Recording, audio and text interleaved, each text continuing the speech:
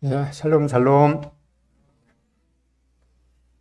예, 코로나가 우리 교회에도 많은 영향을 미쳐서 많은 성도님들이 이미 겪으셨고, 또 지난 주간에는 다른 가정은 잘 모르겠는데 최판효 형제님이 지금 가정이 겪고 있나 봅니다. 특히 석연 형제가 다 4월 25일 날 입대를 하게 되는데 그 계획에 차질이 없도록 기도를 부탁했습니다. 코로나 안 걸리신 분은 또 안 걸리신 분대로 또 감사할 수 있겠고, 또 겪으신 분들은 또 이제 면역이 되어서 어느 정도 더 자유로움을 느낄 수 있을 것도 같습니다. 그런데 그 후유증이 개인에 따라서 여러 가지로 이렇게 나타난다고 그래요. 특히 어떤 분들은 이제 호흡이 이렇게 좀 가빠지기도 하고, 또 위장 장애가 일어나서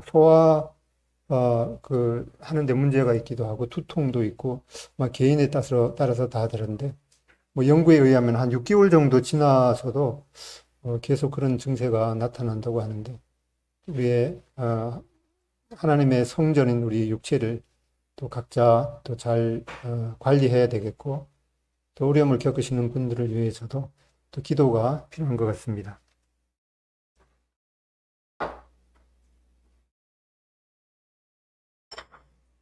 네, 오늘 말씀 제목은 놀라운 그 이름 원더풀입니다. 먼저 이사야서 9장 6절을 각자 성경을 펴서 읽겠습니다.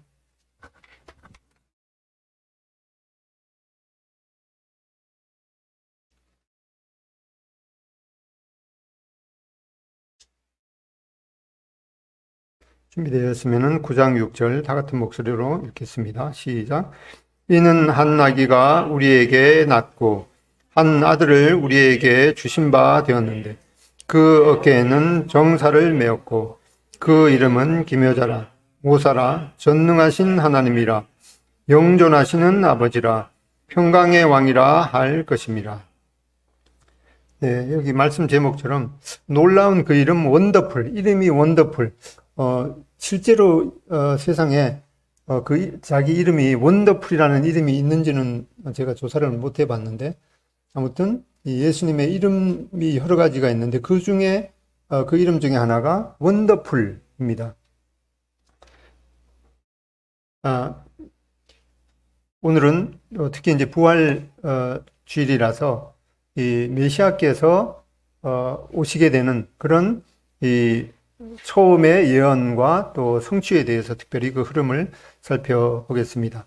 메시아 오심에 대해서 이 창조시의 최초의 예언이 창세기 3장 15절에 게시되어 있습니다. 창세기 3장 15절 다 같이 읽겠습니다. 시작. 내가 너로 여자와 원수가 되게 하고 너의 후손도 여자의 후손과 원수가 되게 하리니 여자의 후손은 내 머리를 상하게 할 것이요 너는 그의 발꿈치를 상하게 할 것이니라 하시고. 네, 이것은 범죄한 그 아담과 하와가 범죄한 이후에 하나님께서 여기 특별히 이 말씀은 그 아담과 하와를 유혹에 빠지게 한 그 뱀에게 이 경고하신 그 저주와 같은 그런 말씀입니다. 그러니까 여기 내가는 이제 하나님이죠. 하나님께서 너로는 이게 뱀에게 하신 말씀입니다. 하나님께서 뱀으로 여자와 원수가 되게 하고 너의 후손은 이제 뱀의 후손이죠. 그 마귀의 후손, 뱀의 후손도 여자의 후손과 원수가 되게 하리니 여자의 후손은 내 머리를 상하게 할 것이요. 여자의 후손으로 나실 이 메시아께서 너의 머리, 뱀의 머리를 상하게 할 것이요. 그 머리가 상한다는 것은 이 죽는 것과 마찬가지죠. 그렇지만 너는 그의 발꿈치를 상하게 할 것이니라. 뱀은 그의 발꿈치는 이 메시아의 발꿈치만 상하게 할 것이니라. 발꿈치만 상한다는 것은 이 생명에는 지장이 없는 거죠. 그렇게 말씀하셨습니다. 이것이 이 여자의 후손으로 나실 이 메시아에 관한 이 최초의 예언이 되겠습니다. 이것은 이제 그 아담과 하와가 범죄한 그 직후에 하신 말씀이기 때문에 이것은 거의 BC 4천년경, 그러니까 지금으로부터 약 6천년경에 이렇게 예언하신 말씀입니다. 또 이렇게 여자의 후손으로 나시게 된다 이렇게 예언하시고, 조금 더 자세하게 이제 더 그 예언이 되었습니다. 이사야서 7장 14절에 보면은, 그러므로 주께서 친히 징조를 너희에게 주실 것이라. 보라, 이 처녀가 잉태하여 아들을 알 것이요 그 이름을 임마누엘이라 하라. 앞에서는 처음에 이 메시아의 그 예언이 주어질 때는 그냥 여자의 후손으로 나신다 이렇게 말씀하셨는데, 여기서는 조금 더 자세하게 그 여자는 바로 처녀의 몸에서 메시아께서 나타날 것이다 라고 하는 이 예언은 그 BC 7, 800년경, 약 700년, 800년 그 무렵에 이렇게 예수님 오시기 전에 이렇게 예언이 되었습니다. 이 예언에 따라서 이제 마태복음 1장 23절에 보라, 처녀가 잉태하여 아들을 낳을 것이요 그 이름을 임마누엘이라 하리라. 그래서 이 번역한즉 이 임마누엘은 하나님이 우리와 함께 계시다 함이라, 이렇게 예언이 되어서 좀 더 자세하게 예언이 되었습니다. 그리고 이제 방금 우리가 읽었던 이사야서 9장 6절, 이는 한 아기가 우리에게 낳고 한 아들을 우리에게 주신 바 되었는데, 이렇게 말씀하는데, 여기는 이제 그 여자의 후손으로 나신다고 예언하시고, 그 다음에는 처녀의 몸에서 나신다고 하고, 그 다음에 그 아기가 우리에게 날 것이다. 여기 이 이사야서 이 말씀은 그 기원전 약 700년경에 하신 말씀이기 때문에 예수님이 태어나시기 전에 700년경에 이렇게 말씀하시는데, 그러면은 한 아기가 우리에게 날 것이다 이렇게 말해야지 우리말의 어법은 맞죠. 근데 예수님께서 태어나시기 전인데도 한 아기가 우리에게 낳다, 이거는 이 과거적인 그런 표현으로 되어 있죠. 이것은 우리말이나 뭐 영어 같은 거는 이제 과거, 현재, 미래 이렇게 그 시제가 되어 있는데, 그 히브리어의 어법은 과거, 현재, 미래 이런 그 개념이 없고 두 가지만 있어요. 어떤 동작이 완료가 되었느냐, 완료가 되지 않았느냐, 두 가지만 있어요. 그러니까 이 한 아기가 우리에게 낳다라고 하는 것은 이건 분명한 미래의 일이지만은 그거는 분명하게 일어난 것이다 이렇게 말씀할 때는 이 과거적인, 과거라고 안 하죠. 완료라 그러죠. 이미 완료된 일이다 하고 확실한 사실을 이렇게 표현할 때는 이 우리나라 말처럼 이제 과거적으로 이렇게 표현합니다. 이거는 확실하게 일어날 것이기 때문에 이는 한 아기가 그 700년 후에 낳다 이렇게 표현하고 있습니다. 또 한 아들을 우리에게 주신 바 되었는데 그 어깨에는 정사를 메었다. 이 정사를 메었다가 하는 거는 영어로 이제 가버먼트. 어깨에 그 정부가 있다는 거죠. 이 정부, 이 권세가.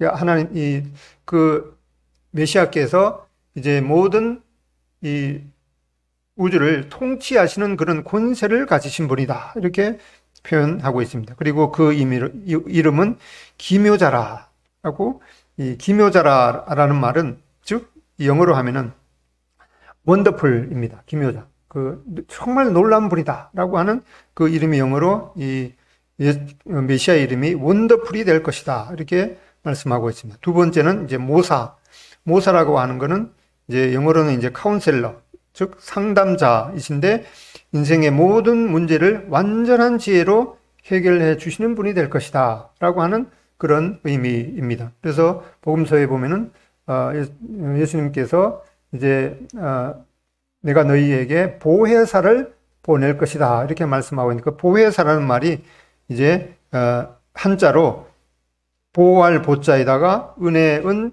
스승사, 그래서 보혜사라는 이름의 뜻은 보호하시고 은혜를 베푸시고 가르치시는 분이다 라고 하는 그런 의미입니다. 그리고 이제 그 메시아로 나실 아기 예수님의 그 호칭이 전능하신 하나님이 될 것이다. 전능하신 그 사람의 모습으로 나타나신 그 예수님께서 실상은 전능하신 하나님이다 라고 말씀하고 있습니다. 또 놀라운 것은 그 아기 예수님이 영존하시는 아버지다. 그리고 평강의 이 왕이라고 할 것이다. 라고 하는 이 놀라운 이름이 이 예수님에게 주어졌습니다. 이것은 예수님이 태어나시기 700년경에 미리 예언된 말씀입니다.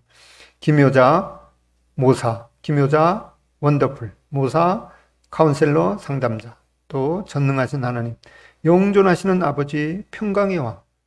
우리가 이 땅에 겉으로 보기에는 연약한 인간의 모습으로 나타나신 그 아기 예수님께서 실상은 이러한 놀라운 그 이름이 있고 이러한 정체성을 지녔다라고 하는 것을 생각할 때 얼마나 우리가 놀라게 되는지 모르겠습니다.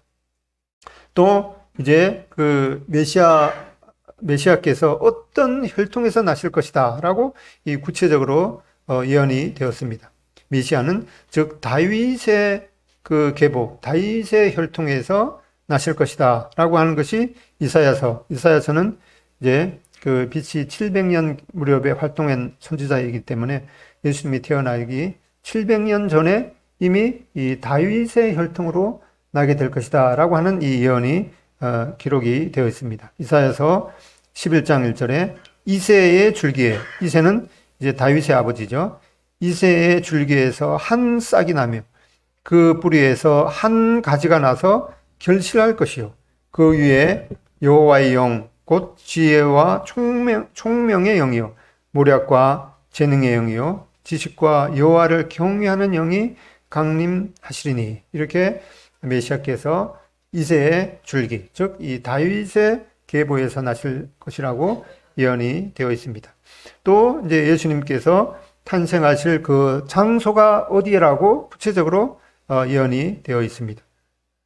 미가서 5장 2절에 보면은 베들레헴 에브라다야, 너는 유다 족속 중에 작을지라도 이스라엘을 다스리는 자가 너에게서 내게로 나올 것이라. 그의 근본은 상고의 영원에 있느니라. 이렇게 그의 근본이 영원에 있는 이 메시아 예수께서 유대 땅 이 베들레헴에서 나실 것이라는 것이 그 미가 선지자를 통해서, 미가 선지자도 약 700년경에 활동했던 선지자죠.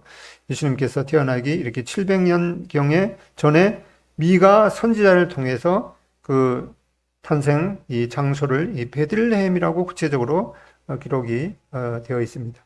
그리고 메시아께서 언제 태어나실 것이다. 이것은 구체적으로 기록이 되어 있지는 않지만은 언제 태어나실 것인 거에 대한 그 암시가 적혀 있습니다.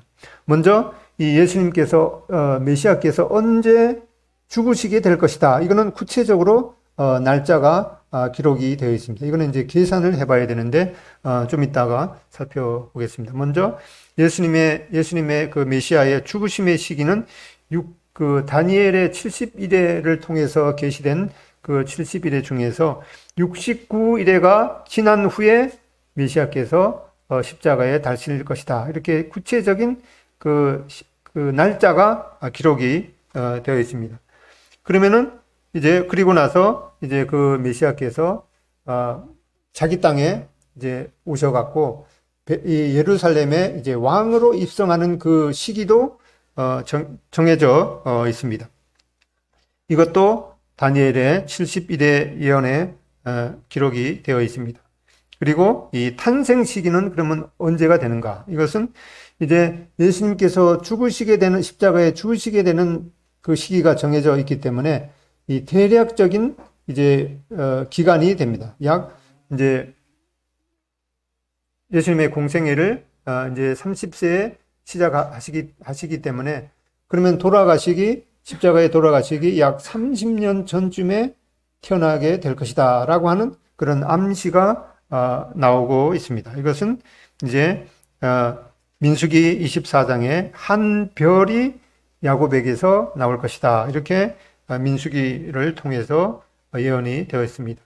그리고 나서 이제 예수님께서 죽으시는 시기는 구체적으로 이제 기록이 되어 있고, 그리고 십자가에 돌아가시기는 한데, 그리고 다시 살아나게 되시는 것은 이제 십자가에 죽으신 지 이제 사흘 만에 살아나게 될 것이다. 이렇게 기록이 미리 예언이 되어 있습니다. 이런 구체적인 그 시기에 대해서 이제 다니엘의 70일회를 통해서 기록이 되어 있습니다. 이 다니엘의 70일회는 다니엘서 9장 24절부터 27절까지 있는 이 말씀인데, 이것은 성경 예언에 있어서 가장 중요한 이 열쇠 구절이기 때문에 그래도 나는 성경을 좀 알아야겠다라고 하는 분은 다니엘서 9장 24절부터 27절까지 이 암송을 하는 것이 가장 좋을 것 같습니다. 일단 9장 24절부터 27절까지 스크린을 보면서 읽어보겠습니다. 시작.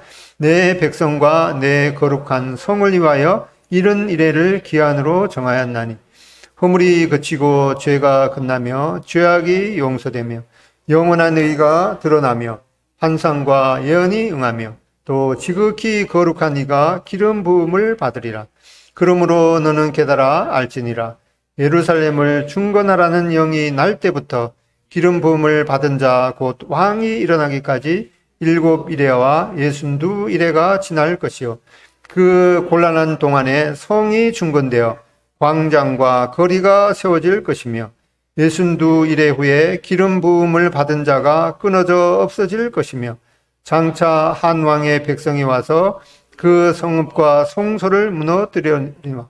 그의 마지막은 홍수의 휩쓸림 같을 것이며 또 끝까지 전쟁이 있으리니 황폐할 것이 작정되었느니라. 그가 장차 많은 사람들과 더불어 한 일의 동안의 언약을 굳게 맺고 그가 그 일의 절반에 제사와 예물을 금지할 것이며 또 포악하여 가져간 날이 것이 날개를 설 것. 또 이미 진노가 황폐하게 하는 자에게 쏟아지리라 하였느니라 하니라. 예, 이것이 가브리엘 천사가 다니엘에게 계시한 70일의 그 예언인데, 다니엘서 9장 24절, 27절 이 중요한 예언의 모든 성경의 모든 예언을 해석하는 그 가장 중요한 열쇠가 되기 때문에 이 암송을 하는 것이 참 좋을 것 같습니다. 암송하는 방법은 그냥 애쓰게 이거를 암송하려고 하면 부담이 되니까 계속해서 소리내서 읽는 것입니다. 아침에도 한번, 저녁에도 한번 그렇게 해서 계속 이제 큰 소리로 읽게 되면은 자연스럽게 아마 이어지리라고 생각이 됩니다. 이제 이 다니엘 70일에 대한 이 성경에서 이해하기가 이 가장 어려운 것 중에 이 하나인 다니엘의 70일에 대한 그 해석을 하게 되는데, 이거는 한 번 들어서 잘 이해가 아마 안 될지도 모릅니다. 그래서 여러 번 듣게 되다 보면은 이해가 될 것입니다. 여기 먼저 보면은 9장 다니엘서 9장 26절에 62일의 후에 기름 부음을 받은 자가 끊어져 없어질 것이며, 이것은 바로 예수님께서 십자가에서 죽이시게 되는 그 시기를 구체적으로 말씀하고 있습니다. 62일의 후에 십자가에 달리시게 될 것이다. 이것을 이제 마음에 두고 이제 계산을 해보겠습니다. 다니엘서 9장 24절에 보면은 이스라엘에게 예언한 7가지 복을 말씀하고 있습니다. 첫 번째로 허물이 그치며 죄가 끝나며 죄악이 용서된다. 이것은 이제 예수님께서 초림 때에 성취가 된 것입니다. 그 다음에 나머지 4개, 영원한 의가 드러나며 환상이 응하고 또 예언이 응하며 또 지극히 거룩하니 즉 지성소가 기름 부음을 받으리라. 이것은 이제 재림 때에 성취가 되어서 이 7가지의 복은 예수님께서 초림 때와 아울러 이 재림 때에 온전한 성취를 이루게 됩니다. 그러면 이제 이 하나님의 백성과 또 이 하나님의 거룩한 성을 위하여 이른 이래의 기한을 정했다. 이 이래라는 말은 이제 그 7년을 그 의미하게 됩니다. 그래서 이제 그 70일이라고 하는 것은 이제 이래가 7년이니까 70일이 아니면 77이 49, 이제 490년 동안에 이 하나님의 백성에 대한 그런 그 경륜을 말씀하고 있는데, 그 70일의 시작점을 뭐라고 말씀하고 있는가 하니까 예루살렘을 중건하라는 영이 날 때, 즉 이 70일에가 이제 계산이 시작이 됩니다. 여기에서 예루살렘 성이 아니라, 성전이 아니라 예루살렘 도시를 의미합니다. 예루살렘 도시를 중건하라는 영이 날 때부터 시작이 되어서 왕이 일어나기까지가 69일에가 지날 것이다, 이렇게 말씀했습니다. 그래서 이 예루살렘을 중건하라는 영이 언제 났는가 하니까 느헤미야 2장 1절에 이 아닥사스다 왕을 통해서 이 영이 내렸습니다. 그것을 이제 그 유대 종교력으로 말하면은 아닥사스다 20년 니산월 1일에 영이 내렸는데, 이것을 이제 보통 우리가 쓰는 달력으로 계산을 하면은 BC 444년 3월 5일에 이 영이 일어난 것을 우리가 역사를 통해서 계산할 수가 있습니다. 그래서 이 왕이 일어나기까지 7일에와 62일에, 즉 더해서 69일에가 지나게 될 것이다, 이렇게 기록이 되어 있는데, 이 왕이 일어난 날은 언제였는가 하니까 이제 예수님께서 그 예루살렘 도시에 이제 그 나귀를 타고 입성하게 되는 그 날이 바로 왕으로 입성한 날입니다. 이것은 이제 니산월 10일인데, 그 우리가 쓰는 달력으로 계산하면은 AD 33년 3월 30일 이 종려 주일에 일어난 일입니다. 그러면 요 사이의 기간이 이제 69일이니까 한 일회가 7년으로 계산하면은 이제 483년이 됩니다. 이것은 이제 예언역인데, 성경의 예언 그 계산은 1년을 이제 360일로 계산을 합니다. 그러면은 이제 69일을 이제 483년이 되는데, 이걸 구체적으로 이 날짜를 계산해 보면은 483년에다가 이제 1년이 360일이, 예언상의 기간은 360일이니까 17만 3,880일이 이 69일의 기간이 됩니다.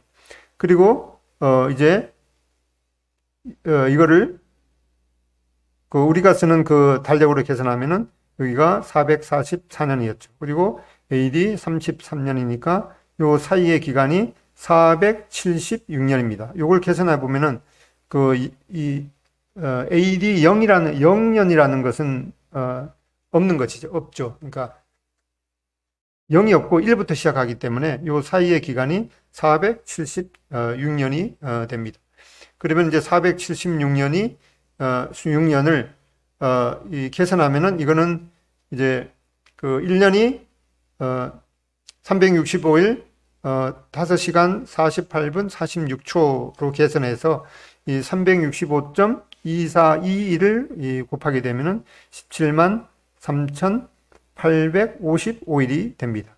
그리고 이제 여기 3월 5일부터 이제 3월 20일까지의 기간이 25일이기 때문에 요거를 이제 다 더하게 되면은 17만 3,880일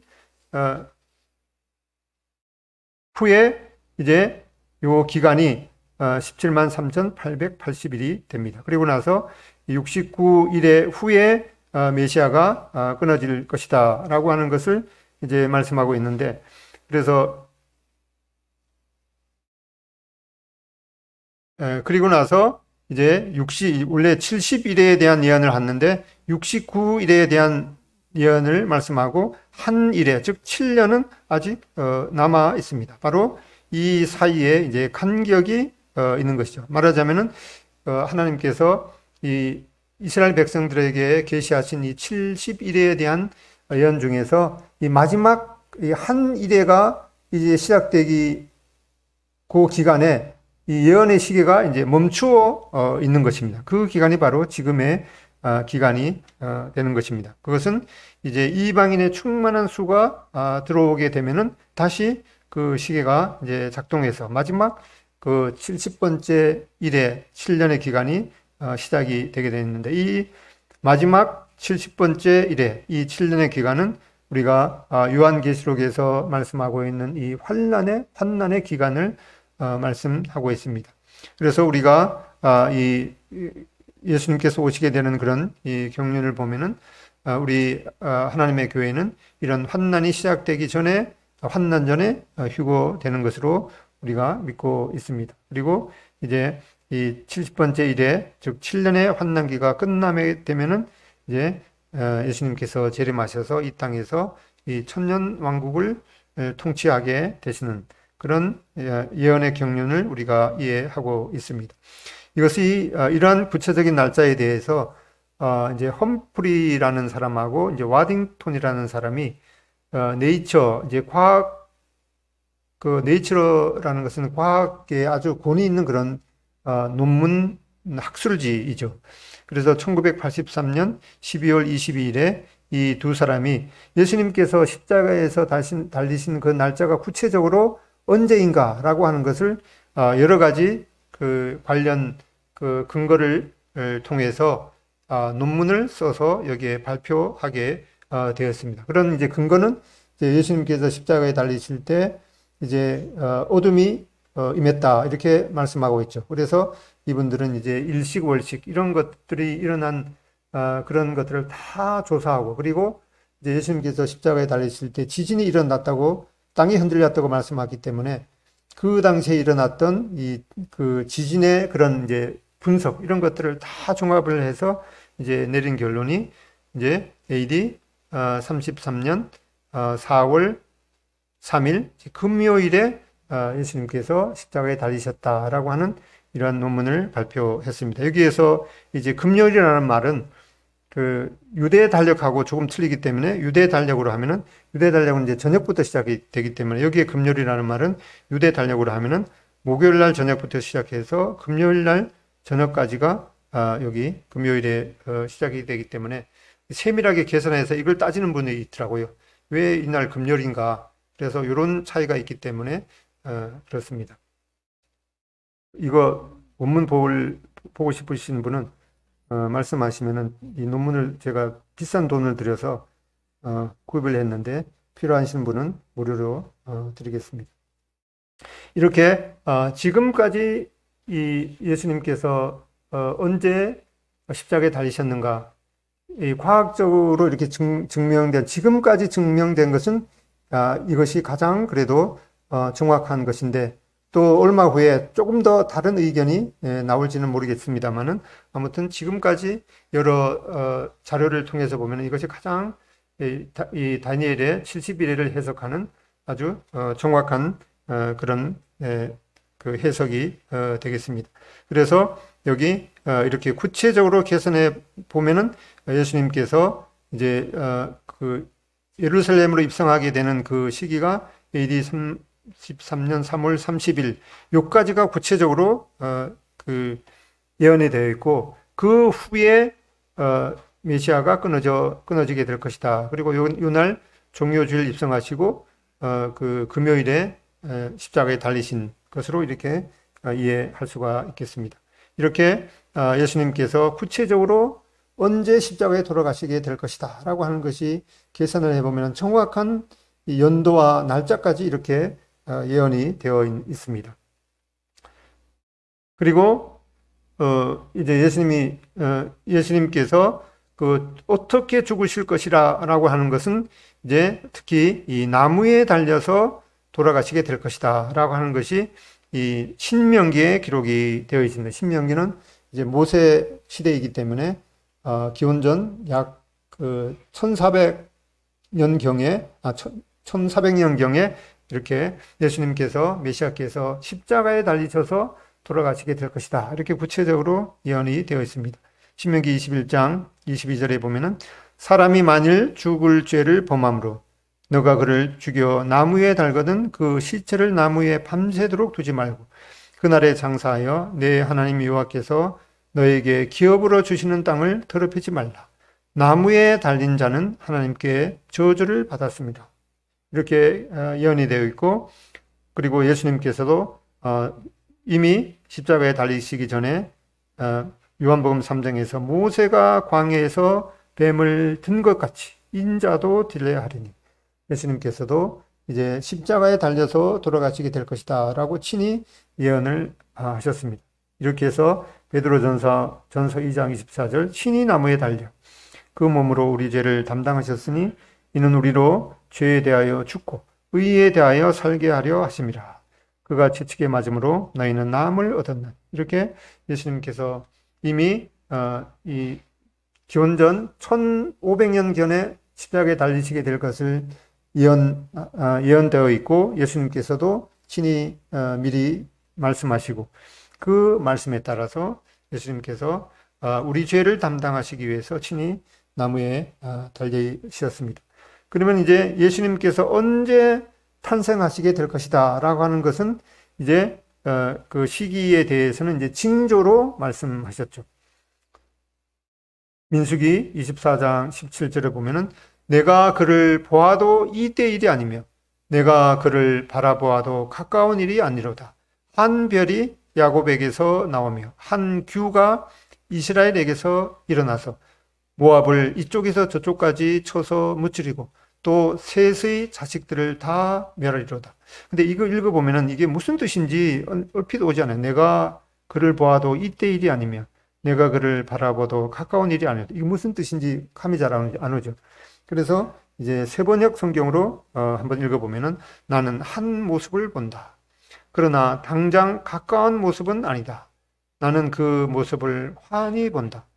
그러나 가까이에 있는 모습은 아니다. 한 별이 야곱에게서 나올 것이다. 한 홀이 이스라엘에게서 일어설 것이다. 그가 모압의 이마를 칠 것이다. 셋 자손의 영토를 칠 것이다. 이렇게 그 세 번역으로 읽어보면은 좀 더 이해가 잘 됩니다. 그래서 보통 이제 초등학교 학생들은 이 개역 개정 성경을 읽기가 조금 쉽지 않죠. 그래서 뭐 제가 권하는 거는 이제 개역 개정 성경하고 세번역 성경하고 대조로 이렇게 나온 성경이 있습니다. 그래서 어른이 되어도 주로 이제 우리가 개역 개정 성경을 가장 근본으로 하기 때문에 초등학생들에게도 개역 개정 성경을 기본으로 하고, 이해가 잘 안 되는 것은 이제 바로 옆에 대조로 되어 있는 그 세번역 성경을 이렇게 읽으면 좋겠고, 우리 어른들도 이 개역 개정 성경하고 세번역 성경하고 대조로 나와 있는 것을 읽으면은 도움이 되겠습니다. 또 뭐 청년들은 한글 개역 개정 성경하고 뭐 영어로 대조된 이런 성경을 읽어도 성경을 조금 더 이해하기에 그 도움이 될 것 같습니다. 이렇게 이 민수기도 모세 시대죠. 그래서 메시아가 탄생하게 되는 그 시기의 징조가 바로 이런 그 야곱의 에게서 한 별이 나타나게 될 것이다 라고 하는 그 징조를 이렇게 미리 말씀해 주셨습니다.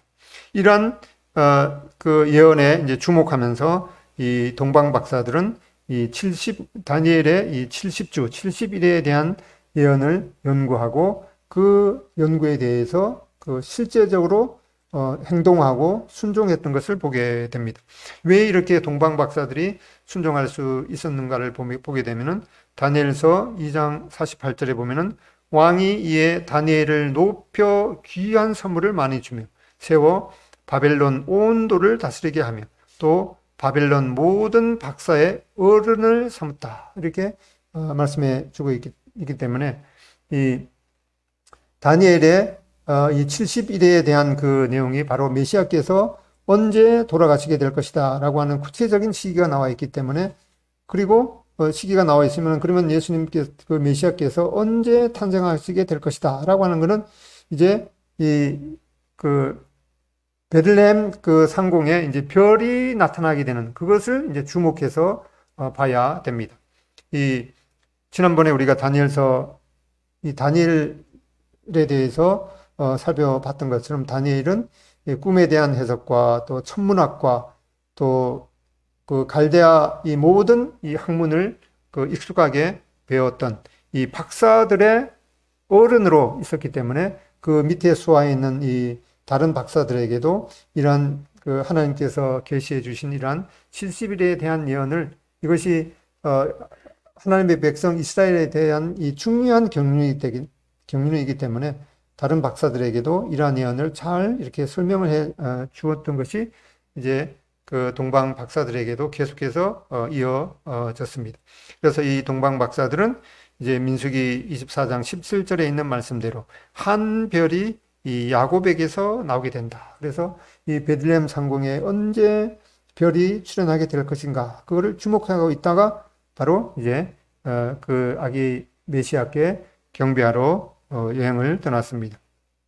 또 민수기 23장 22절에는 어떤 학자분은 하나님이 그들을 애굽에서 인도하여 내셨으니 그 힘이 들소와 같도다 라고 하는, 이 들소라는 말이 이제 유니콘인데 별자리로 말하면 이제 황소 별자리입니다. 그래서 이 베들레헴 상공에 나타났던 그 별이 이 황소 별자리에서 나타났다라고 하는 그 얘기를 하는 학자들도 있습니다.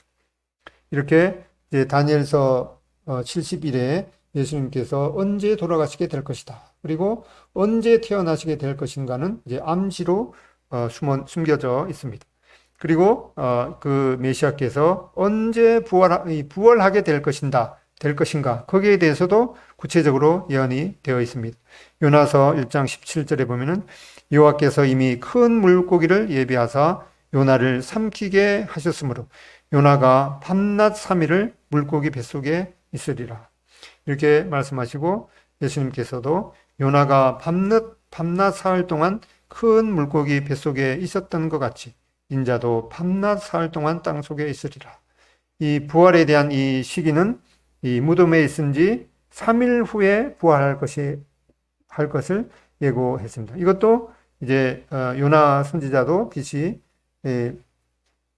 예수님이 태어나시기 뭐 천여년 전에 그 선지자이기 때문에 오래전에 이렇게 그 예언이 되어 있습니다.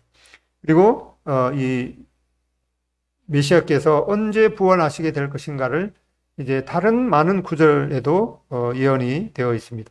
레위기 23장 11절에 보면은 제사장은 너희를 위하여 그 단을 여호와 앞에 기쁘게 받으심이 되도록 흔들되 안식일 이튿날에 흔들 것이며, 이 레위기 23장 11절에 있는 이 초실절에 대한 규례는 이제 그 충분히 있고 나서 첫 번째로 이제 그 보름달이 나타나게 되는 그 기간 동안에 이제 그 기간이 이제 무교절이죠. 무교절 기간 동안에 이제 안식일 이튿날에 이 보리 한 단을 가져와서 제사장이 이렇게 그 첫 이삭을 보리 이삭을 가져와서 이렇게 흔들게 되었습니다. 이것은 이제 그 해에 이제 첫 이삭을 얻었기 때문에 아주 풍성한 이삭을 기대하면서 기쁨을 표현하는 것입니다. 여기에서 이제 이 안식일 이튿날이라는 것이 아주 중요한 그 말씀이죠. 고린도전서 15장 20절에 보면은 그러나 이제 그리스도께서 죽은 자 가운데서 다시 살아나서 잠자는 자들의 첫 열매가 되셨도다.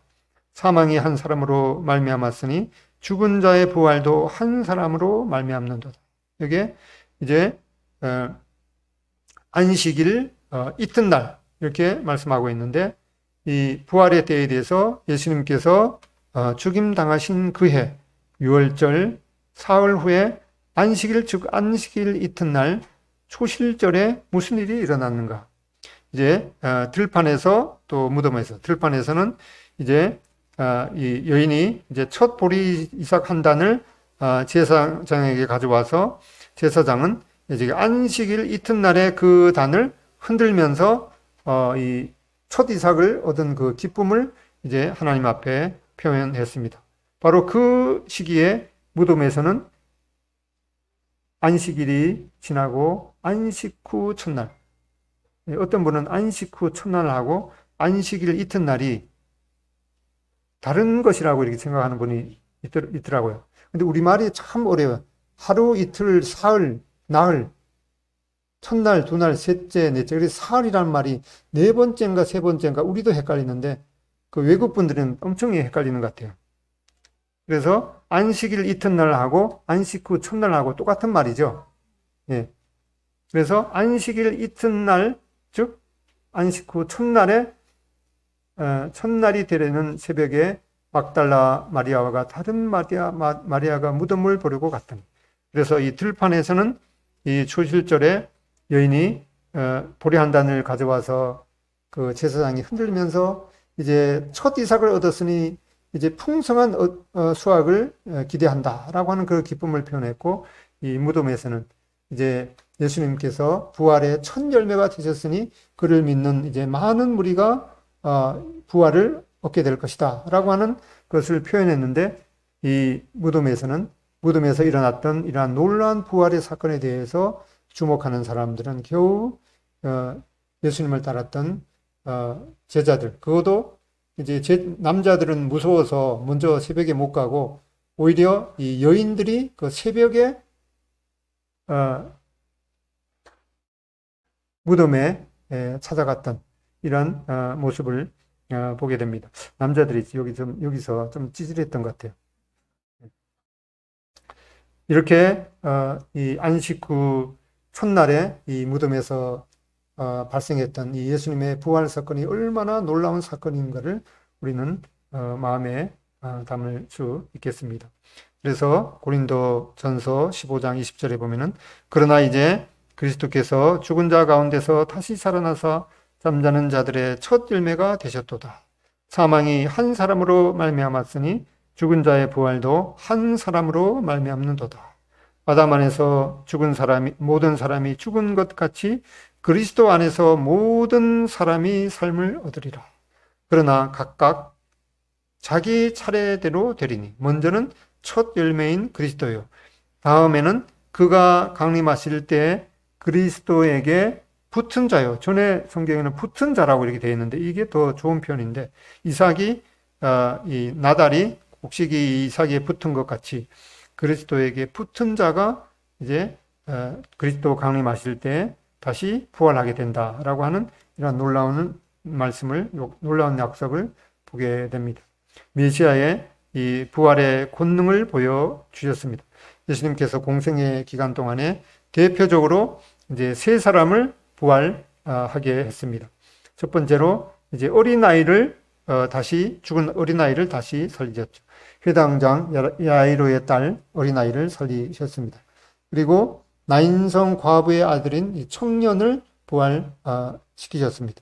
그리고 나사로, 즉 이 장년이 되었던 이 나사로를 살리심으로, 대표적으로 이렇게 그 세 사람을 살리심으로 예수님께서 이제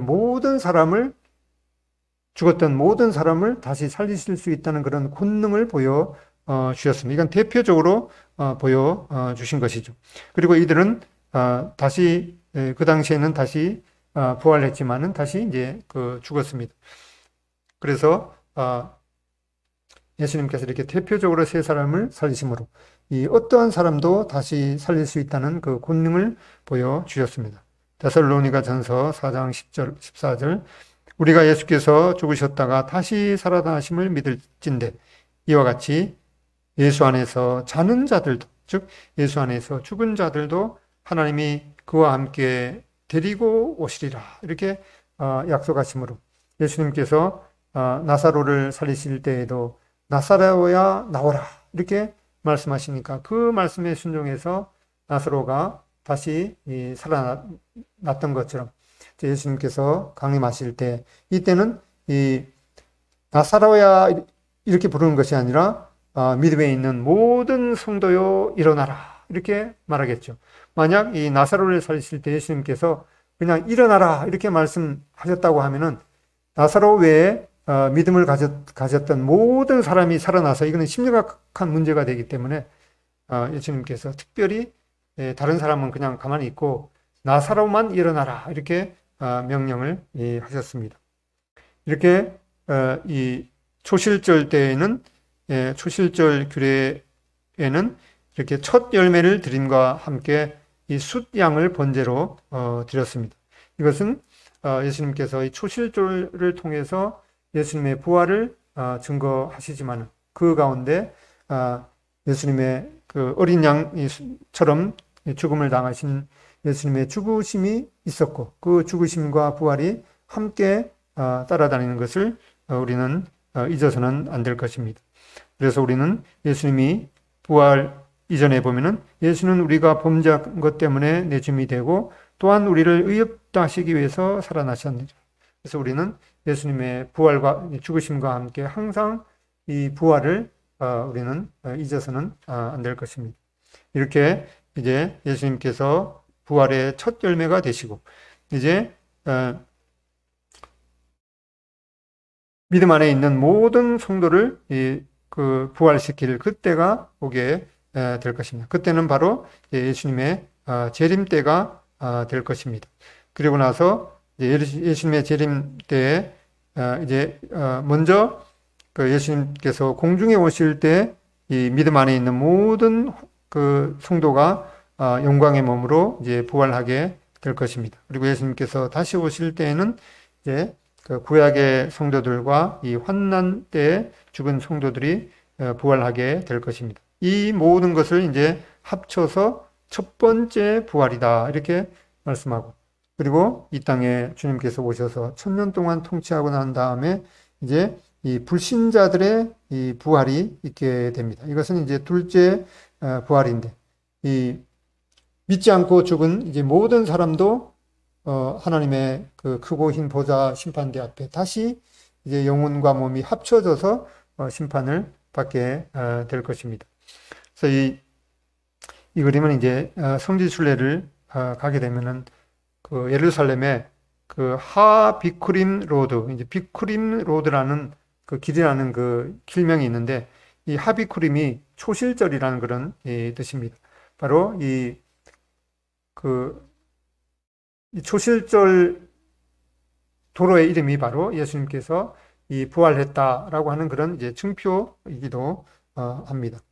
그리고 메시아의 부활의 권능을 생각해 보면은 우리가 여자의 후손은 너희 머리, 뱀의 머리를 상하게 할 것이요라고 이 말씀하신 것인데 그리고 나서 너는 그의 발꿈치를 상하게 할 것이다.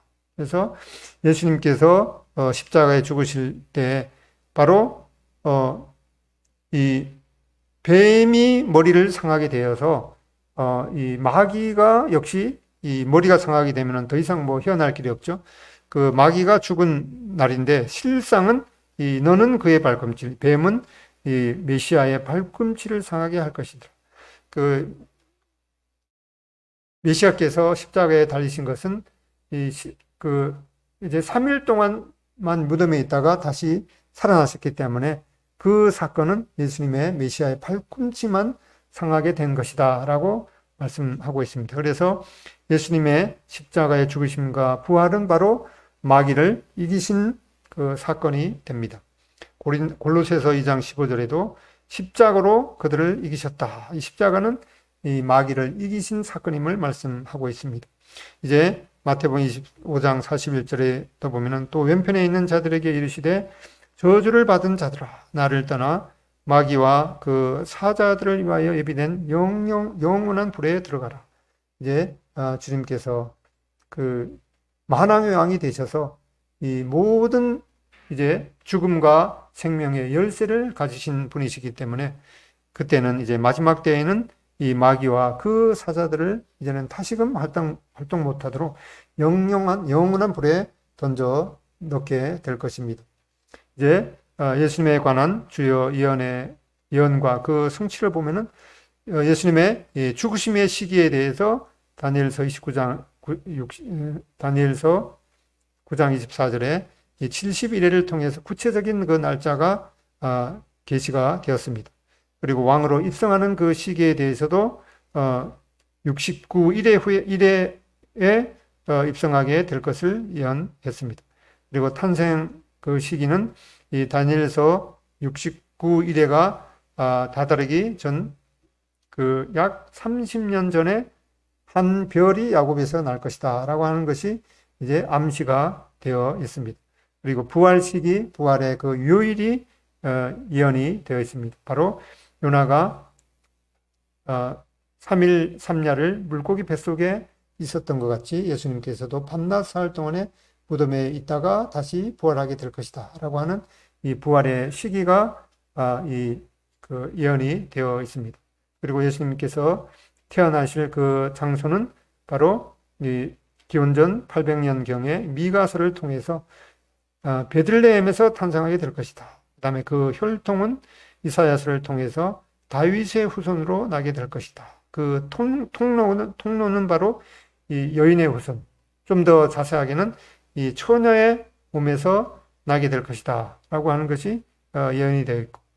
그리고 예수님께서 어떻게 죽으시게 될 것이다. 그것은 신명기를 통해서 BC 1400년경에 나무에 달려서 죽게 될 것이다. 라고 하는 그런 예언이 있고, 그런 십자가에 예수님의 탄생하심과 십자가에 달리신 그런 모든 이 목적은 아담 때부터 인류를 죄악으로 빠지게 했던 그 사탄을 완전히 멸하시고, 저와 또 우리 성도님들 또 모든 인류를 위한 속죄 제물이 되시기 위해서 오신 것임을 말씀하고 있습니다.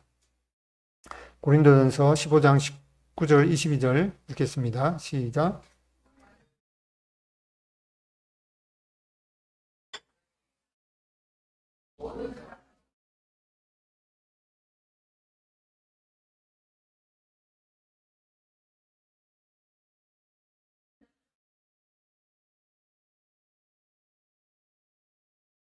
죽은 자의 부활도 한 사람으로 말미암는도다. 아담 안에서 모든 사람이 죽은 것 같이 그리스도 안에서 모든 사람이 삶을 얻으리라. 그리, 아, 네.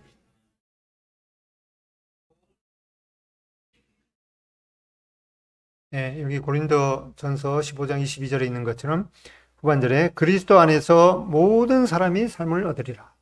그리스도 안에 있는 사람만 이렇게 예수님의 그 부활의 권능을 받게 된다고 말씀하고 있습니다. 그래서 디모데전서 4장 10절 이를 위하여 우리가 수고하고 힘쓰는 것은 우리 소망을 살아계신 하나님께 둠이니 우리의 소망이 바로 살아계신 이 하나님, 죽었다가 다시 하나님의 능력으로 다시 살아나신 그 예수님 안에 우리의 부활도 있게 될 것입니다. 그런데 그러한 약속은 특히 믿는 자들의 구주시라. 이것은 예수님의 이러한 모든 그 사역과 또 말씀하심과 생애를 믿는 사람들에게 적용이 되기 때문에 우리 가운데 아직도 이러한 예수님의 말씀을 확실하게 믿음으로 예수님 안에 들어오지 못한 자는 못한 자가 있다면 아직 그런 사람에는 이것이 해당되는 것이 아니고 빨리 서둘러서 이 믿음 안으로 들어가야지 이러한 모든 소망이 자기 것이 됩니다. 생수가 컵에 있어도 그것을 마셔야만 자기 것이 되듯이 이 그리스도 안에 들어온 자만 이러한 모든 소망을 누리게 될 것입니다. 우리 가족 중에도 아직 이러한 소망을 가지지 못한 분들을 위해서 정말 우리가 간절한 마음으로 기도하고 또 권해야겠습니다. 예배 찬송가